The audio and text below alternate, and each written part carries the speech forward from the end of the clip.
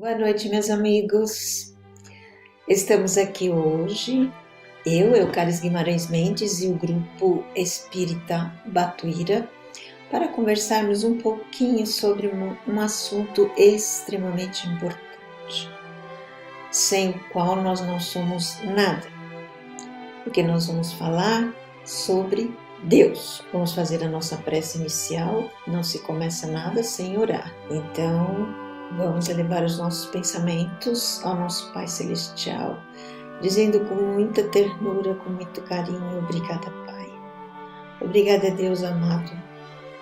Obrigada, mensageiros de luz. Obrigada, Jesus, por estarmos aqui buscando aprender sempre mais dos Teus ensinamentos abençoados e dirigirmos as nossas vidas baseadas em Suas leis, em Seu Evangelho, que assim seja. Deus é uma reflexão sobre Deus. No dia a dia usamos expressões: Deus te ajude, vai com Deus, Deus te abençoe. Fazemos nossas preces a Deus, adorando, pedindo ou agradecendo. Mas o que é Deus? Essa foi justamente a primeira pergunta que Allan Kardec fez às entidades venerandas durante a codificação da doutrina espírita. O que é Deus? É a inteligência suprema do universo, causa primeira de todas as coisas. O homem pode compreender a natureza íntima de Deus? Não. Falta-lhe um sentido. Comparando, por maior que imaginemos um número alto, sempre haverá um maior. Embora não possamos penetrar na essência de Deus, podemos conhecer alguns de seus atributos essenciais da divindade, sem os quais ele não seria Deus. Vejamos: eterno.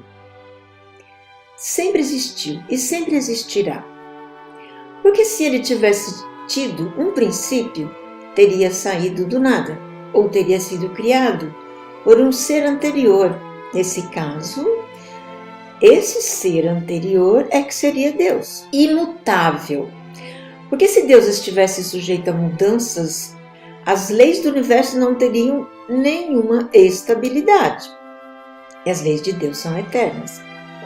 Imaterial, diferente de tudo o que conhecemos por matéria, pois, de outro modo, ele estaria sujeito às transformações da matéria, e aí ele perderia um dos seus atributos essenciais, a imutabilidade, e então não seria Deus. Onipotente, mas também onipresente, onisciente, ou seja, ele é todo-poderoso, está presente em tudo e tem o conhecimento integral da eternidade, passado, presente e futuro. Porque se existisse algo, ou alguém, ou alguma coisa mais poderosa e presente que Deus, este é que seria Deus.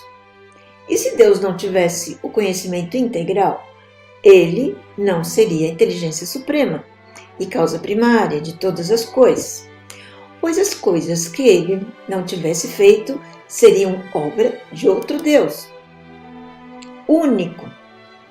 Se houvessem muitos deuses, não haveria unidade de vistas e nem de poder na ordenação do universo. Não precisamos nem cair no politeísmo. Se houvessem dois deuses, um seria superior e o outro subordinado. Obviamente que o superior é que seria Deus. Se tivessem poderes iguais e dividissem o universo em duas partes idênticas, nenhum seria Deus, porque nenhum teria a onipotência. E se os dois tivessem poderes iguais, na verdade não seriam dois, mas apenas um, porque a absoluta identidade do pensamento dos dois levaria à unidade. Soberanamente justo e bom. Uma qualidade, para ser soberana, tem que ser absoluta, ou seja, não admite o mínimo do contrário. Algo, para ser absolutamente branco, não admite um ponto negro, por mínimo que seja. Senão deixa de ser absolutamente branco e vice-versa. Deus não pode ser simultaneamente bom e mau, senão não seria soberano em nenhuma das duas. Pois se não possuísse uma dessas qualidades em grau supremo, não seria Deus. Então, ou ele tem que ser infinitamente bom, ou infinitamente mau. As obras da natureza nos revelam sua bondade, porque Deus é infinitamente bom, e quem é bom é justo, imparcial. Portanto, Deus é soberanamente justo e bom, não admite um mínimo de maldade sequer. Estes são, então, os atributos da divindade. Mas onde está a prova da existência de Deus? Kardec também pergunta isso aos espíritos. Onde se pode encontrar a prova da existência de Deus?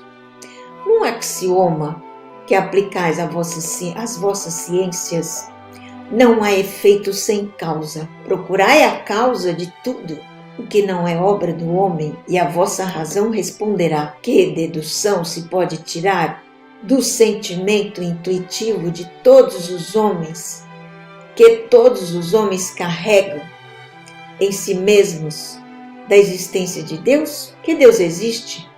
Pois de onde lhe viria esse sentimento? Se não tivesse uma base, é ainda uma consequência do princípio. Não há efeito sem causa. Onde se vê a causa primeira? Uma inteligência suprema e superior a todas as inteligências. Tendes um provérbio que diz: pela obra se conhece o autor.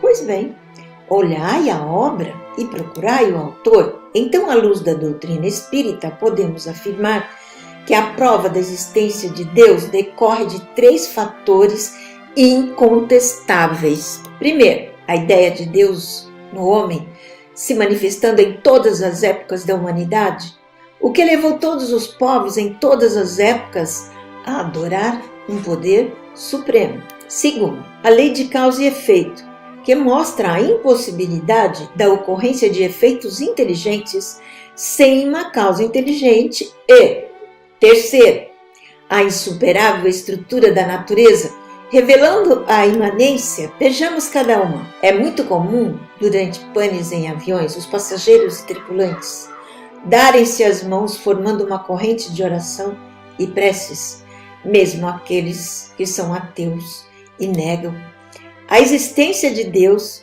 Então, de onde vem essa instintiva propensão a se recorrer a Deus nos momentos críticos, principalmente na iminência da morte? É porque esse sentimento instintivo da existência de um poder superior acompanha o homem desde os primórdios das suas experiências. Ainda na fase tribal, ele já costumava confundir os fenômenos naturais e as obras da criação com o próprio Criador. Se lançarmos um olhar pela história antropológica, veremos que a ideia de Deus está presente no pensamento humano desde as mais remotas tribos da antiguidade, onde tem início as estranhas formas de culto como o temor ao trovão, ao sol, à lua.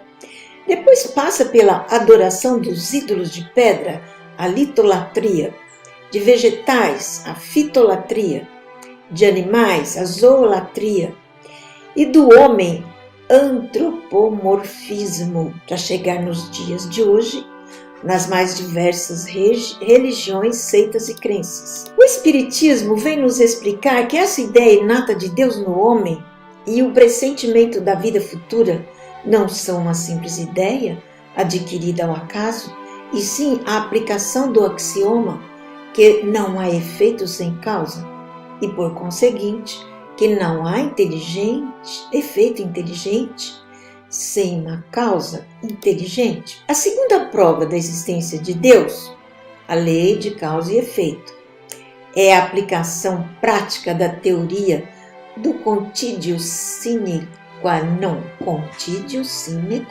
ou seja, considera-se causa a energia ou a força sem a qual um determinado efeito não poderia jamais ter ocorrido, salvo se a causa desse efeito for atribuída ao acaso ou ao nada.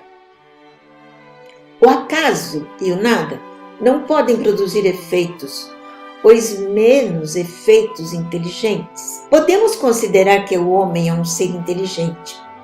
Dentro da espécie humana, alguns homens são mais inteligentes quando dentro do seu campo de atuação produz obras mais perfeitas do que os outros, destacando-se dos demais. Pois bem, dizemos que o autor será tanto mais inteligente quanto mais perfeito for o produto do seu trabalho. Mas se contemplarmos as obras que nos cercam, concluiremos que muitas delas estão fora da capacidade do ser humano mais genial e mais inteligente. Então, ela não pode ser o produto do trabalho de um homem. Então, tem que ser obra de uma mente superior à mente humana. Para elucidar, conta-se uma história de Isaac Newton, físico e matemático inglês. Pediu a um mecânico muito habilidoso que ele construísse uma réplica do sistema solar, com as esferas representando os planetas, conjugadas por engrenagens e correias que se movimentavam harmonicamente quando acionada uma pequena manivela. Certo dia, Isaac Newton recebeu a visita de um colega, cientista que não acreditava em Deus. Esse cientista, que também era um admirador das boas obras, quando viu a réplica e movimentou o mecanismo, ficou maravilhado e perguntou: que obra primorosa! Que maravilha! Quem fez isso?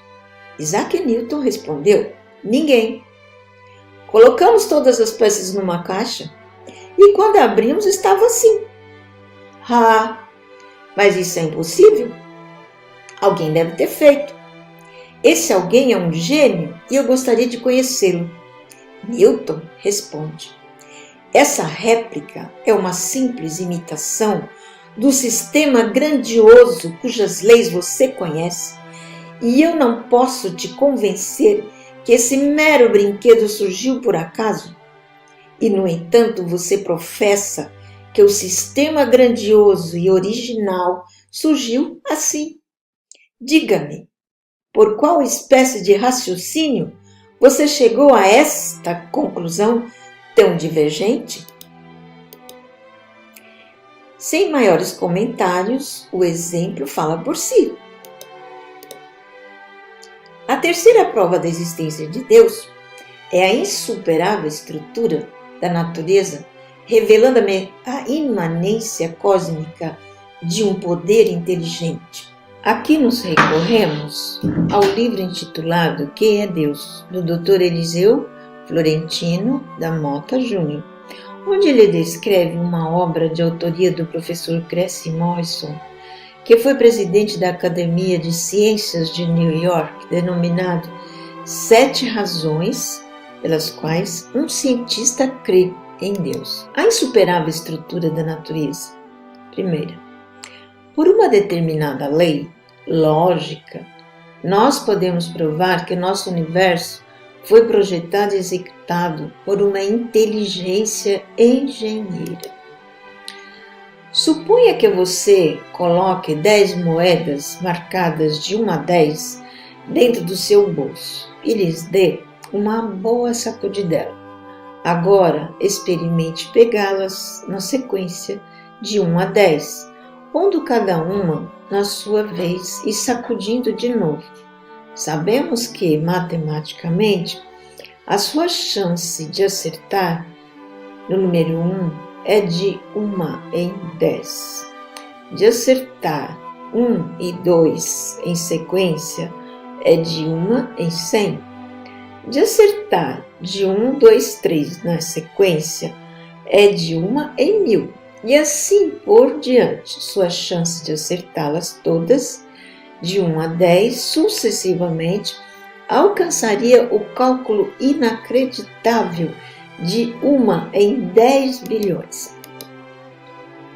Aqui o Dr. Cressy Morrison convida os homens a que meditem apenas em algumas das leis que mantêm o equilíbrio da vida na Terra, como, por exemplo, a velocidade com que a Terra realiza os seus movimentos de rotação e translação em volta de si mesma e do Sol. Cerca de 1.600 km/h, o que não é um acaso, porquanto, se por acaso a Terra se movimentasse apenas com a velocidade de 1/10, ou seja, de 160 km por hora, a vida nela seria impossível. Isto porque os dias seriam de 120 horas e as noites de 120 horas. Logo, o Sol de 120 horas queimaria toda a vida vegetal e ameaçaria a vida humana, que depois, as 120 horas de sombra iriam encarregar-se de destruir pelo frio, através da motivação dos continentes gelados. Logo, alguma coisa estabeleceu a lei de equilíbrio para que a Terra girasse em tal velocidade.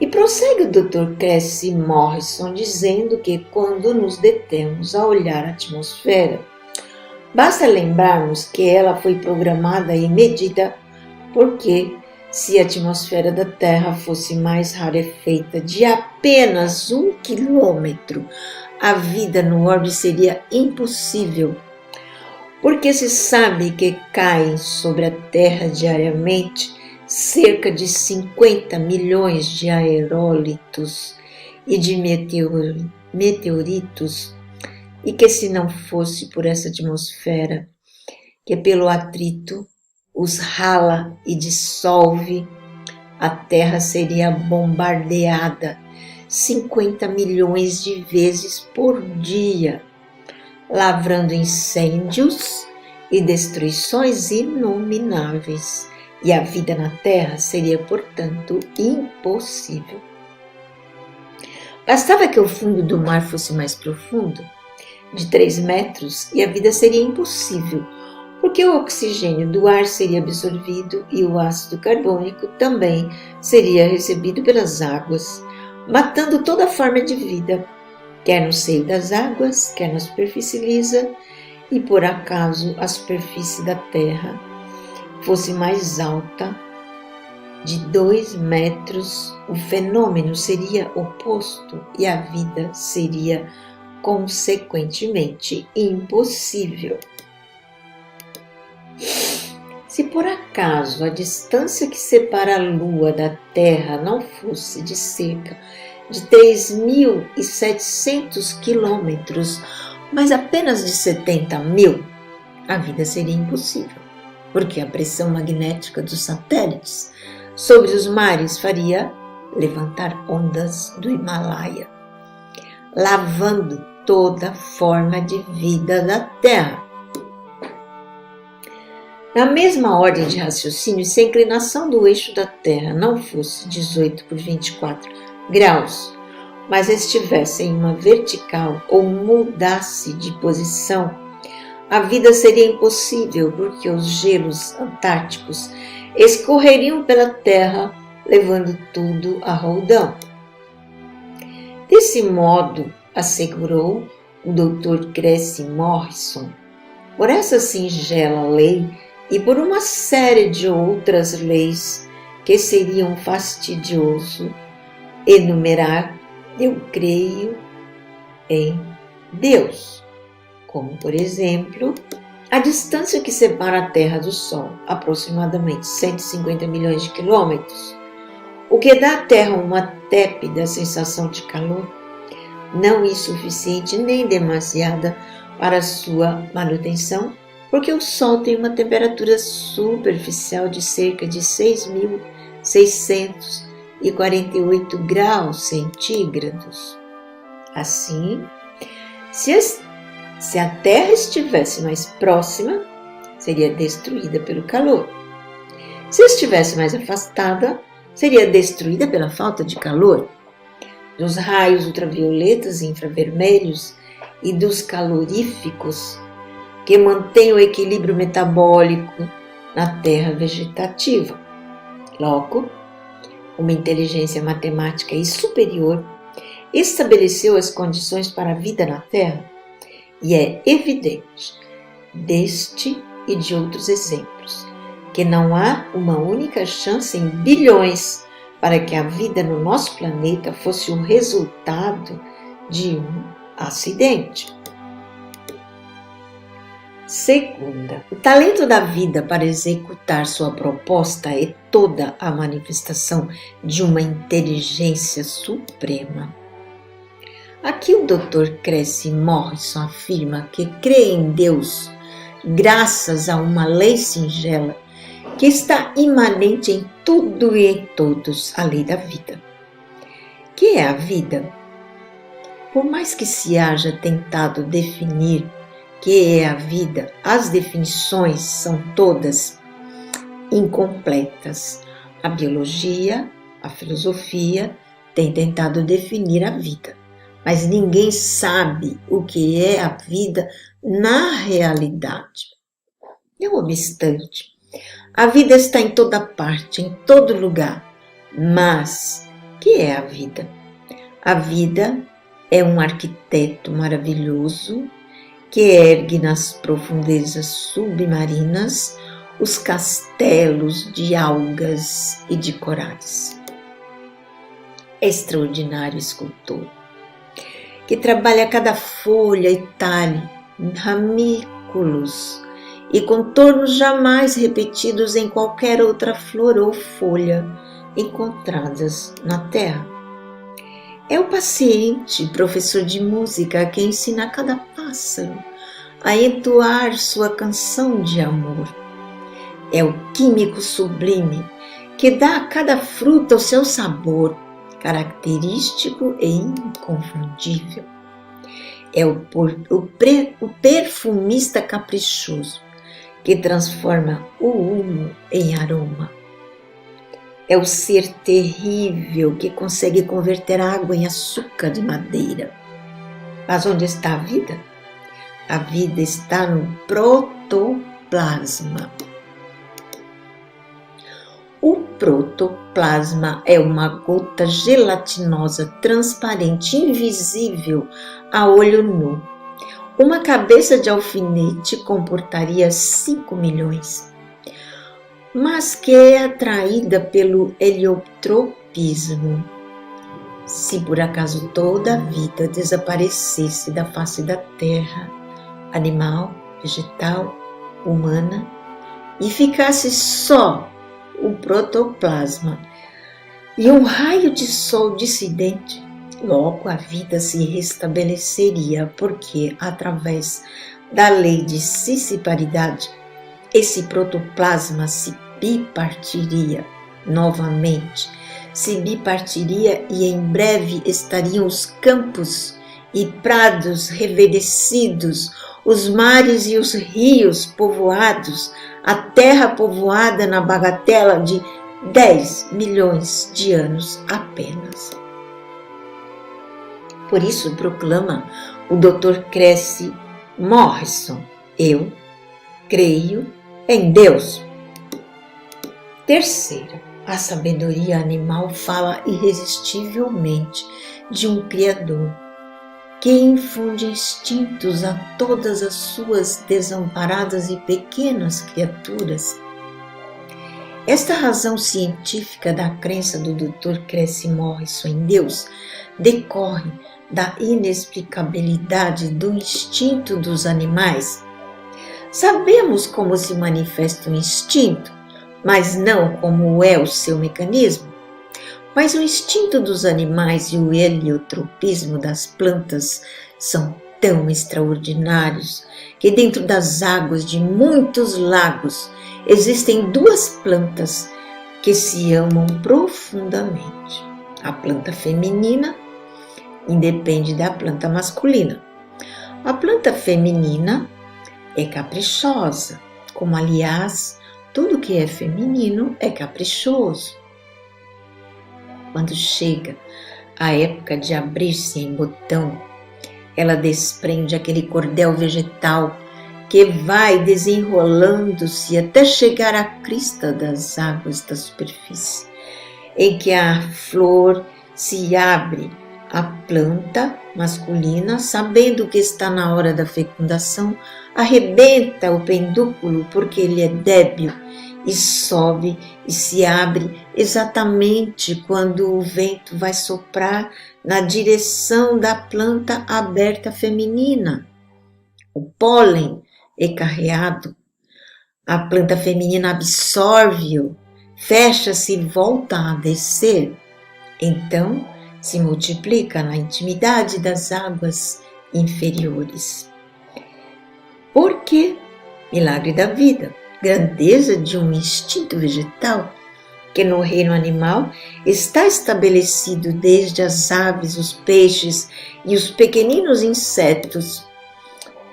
No João de Barro, que chegando à época do acasalamento para a perpetuação da espécie, sobe à árvore mais alta e ali ergue seu ninho.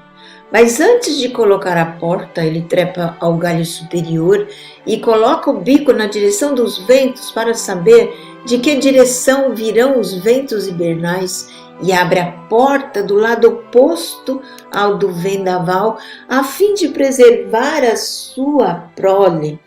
E não erra nunca, o que mata de inveja os serviços de meteorologia, que não acertam jamais. Quem é que ensinou o João de Barro a produzir uma técnica de perfeição que lhe mantém a sobrevivência? E o milagre das enguias? As enguias não, são peixes em forma de serpente que só se reproduzem em águas profundas e frias. Quando vão procriar, elas abandonam todos os mares, todos os lagos, todas as águas do mundo e começam a nadar na direção das águas abissais, das Bermudas. Aí elas procriam e morrem, mas os seus filhos sabem de onde vieram seus pais, fazem a viagem de volta e vão habitar as águas de onde vieram seus ancestrais. Quarto motivo, o homem tem alguma coisa mais do que um instinto animal, o poder da razão. Neste ponto, o Dr. Cressy Morrison assegura que crê em Deus por causa da razão. Ocorre que um instinto é uma nota monótona, que se repete sempre a mesma, sempre igual, mas a razão são as 7 notas musicais, é a pauta, é a sinfonia, é o canto melódico. Através da razão, pode o homem entender Deus e contemplar a possibilidade de ser o que é somente porque recebemos uma centelha da inteligência universal. Aqui podemos acrescentar que na doutrina espírita entendemos que o homem não é um corpo animado, e sim um espírito eterno, uma chama, uma centelha ou um clarão etéreo, criado por Deus, simples e ignorante. Quinta, a provisão para toda a vida é revelada na fenomenal maravilha dos genes. Os genes habitam cada célula viva e são a chave de todos os caracteres humanos e vegetais. Pois bem, se todos esses minúsculos genes, responsáveis pela vida de todas as pessoas do mundo, pudessem ser colocados em apenas um lugar, eles não encheriam um simples dedal, que seria suficiente para armazenar toda a herança genética individual de bilhões de seres humanos. Estes fatos são inquestionáveis. É aqui que realmente a evolução começa. Na célula, uma entidade minúscula que guarda e cuida dos genes, esse microscópio gênico pode ditar absolutamente a regra da vida na Terra. Isso só poderia emanar de uma inteligência. Sexta, pela economia da natureza, somos forçados a perceber que somente uma sabedoria infinita poderia ter previsto e preparado com tamanha prudência administrativa. Creio em Deus, assegura o Dr. Cressy Morrison, por causa de uma lei de equilíbrio que existe nas coisas. Sétima, o fato de um homem poder conceber a ideia de Deus já é por si mesmo a grande prova da existência de Deus. Senhor, eu vejo bilhões de astros que brilham, e cometerá o seu primeiro engano, porque somente se enxerga a olho nu 5.000 estrelas, ou melhor, 2.500, porque as outras 2.500 estarão do outro lado do planeta, onde será dia. Quem duvidar pode conferir, mas se usar de um binóculo poderá ver 15.000 estrelas. Se usar de um telescópio doméstico poderá ver 150.000. E se for olhar do telescópio de Monte Palomar, poderá ver 30 milhões de estrelas em nossa Via Láctea, cantando as glórias de Deus.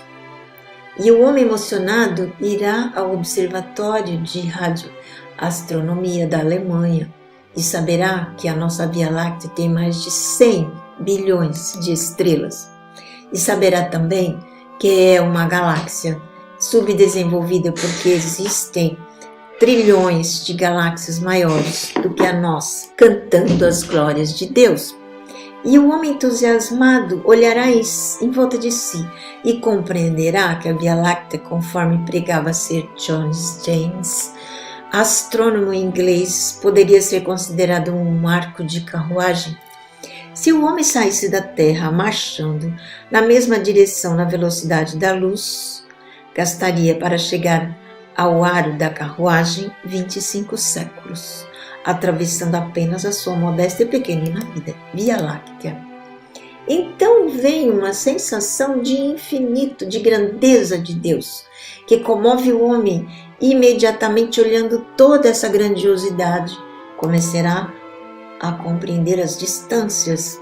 A luz do Sol, viajando a uma velocidade de cerca de 300.000 km por segundo, chega até nós aproximadamente 7 minutos e 8 segundos depois de ter partido de lá,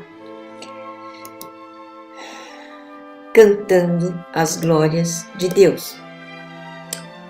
No macrocosmo, aquele viajante solitário da erma estrada para e leva a língua ao véu palatino. O palato imóvel se ergue, ele trava e seco, e Deus abandona a galáxia para vir para dentro de sua boca, através das papilas da língua. 5 milhões de corpúsculos gustativos para lhe dar a sensação de quente, de frio, de doce e de salgado. Ele leva a mão à cabeça e dezenas de bilhões de neurônios cerebrais encarregados da memória e de mandar a mensagem elétrica e química para imprimir nas telas da alma as impressões recebidas pelos sentidos. Então, seu circuito perfeito. Então, ele se agita.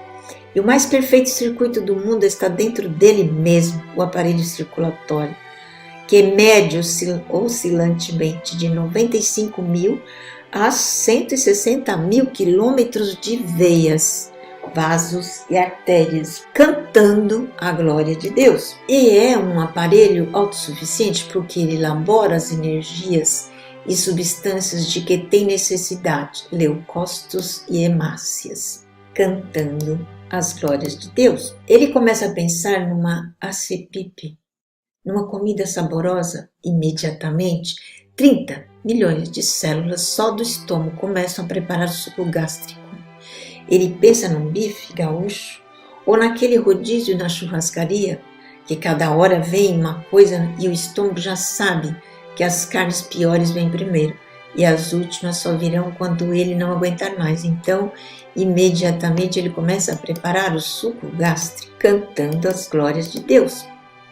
E as glândulas suprarrenais, mantendo o humor pela distribuição da adrenalina e os rins, 106 quilômetros de veias, vasos e artérias para fazer o milagre do filtrado de sangue às bombas pulmonares, filtrando a poluição com que o próprio homem destrói o seu ambiente de vida, e a bomba cardíaca pulsando desde a vida pré-natal, na intimidade do útero materno até o último instante, quando se dá a morte clínica e vem a degenerescência celular por falta de oxigenação do cérebro, cantando as glórias de Deus, o aparelho genésico, fonte de procriação, o santuário da espécie, que o homem chuvalha e conspurca, perturbado pela sensação. Toda a aparelhagem endócrina, o timo e seus derivados, cantando as glórias de Deus. Deus está manifesto no amor. A doutrina espírita nos trouxe Deus de volta. Não um Deus que pode ficar detido nas paredes de um templo ou de qualquer religião. Não, um Deus racional. Mas esse Deus das galáxias, esse Deus sideral, esse Deus que perfuma uma flor, sorri nos lábios de uma criança, que passa e aureolado na cabeça encanecida de um ancião, nos fala de elevação, respeito, dignidade. Esse Deus que nos sensibiliza a alma e do qual, apesar de todas as definições filosóficas, a melhor flui dos lábios de Jesus, meu Pai. A paternidade divina e a fraternidade universal um dia governarão a terra pelo código do amor. Porém, quando desejamos ser amados, somos crianças espirituais. Atingimos a maioridade quando amamos, mas quando amamos sem pedir, quando amamos dando, ofertando, doando-nos, porque quem ama querendo receber não ama, negocia. Mas o amor que se dá revela Deus e faz a criatura co-criadora na obra da criação. A doutrina espírita patrocinando a causa de que fora da caridade, não há salvação, conclama-nos todos a solidariedade universal, um sorriso, um aperto de mão, um gesto fraterno, uma palavra, um vidrinho de medicamento, um retalho de pano que seja, mas sobretudo um ato de dignidade perante si mesmo, porque a caridade é sempre maior para aquele que se dignifica pela transformação espiritual para melhor. Então Deus abandona as galáxias e pulsa em nós, e nós emocionados bradamos com Adélio Neves no seu poema Reencontro com Deus. Passei tanto tempo te procurando, não sabia onde estavas. Olhava o infinito, não te via e pensava comigo mesmo: será que tu existes? Não me contentava na busca e prosseguia. Tentava te encontrar nas religiões e nos templos. Tu não estavas. Te busquei através dos sacerdotes e pastores. Também não te encontrei. Senti-me só, vazio, desesperado e descri. Na descrença te ofendi, na ofensa tropecei, no tropeço caí. Na queda senti-me fraco. Fraco procurei socorro, no socorro encontrei amigos, nos amigos encontrei carinho, no carinho vi nascer o amor. Com amor descobri um mundo novo.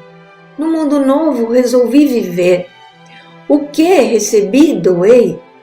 Doando alguma coisa muito recebi.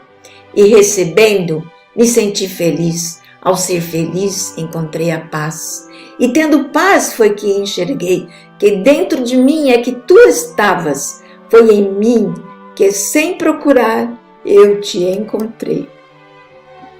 Adélio Neves. Fonte do nosso estudo, Eliseu da Mota Júnior, que é Deus, página 150, 165, fonte O Clarim. Vamos encerrar a nossa reflexão desta noite, elevando ao nosso Pai, ao nosso Deus amado, a prece que Jesus nos ensinou para louvar o nosso Criador.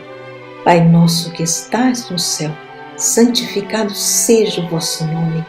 Venha a nós o vosso reino, seja feita a vossa vontade, assim na terra como no céu. O pão nosso de cada dia nos dai hoje, Senhor.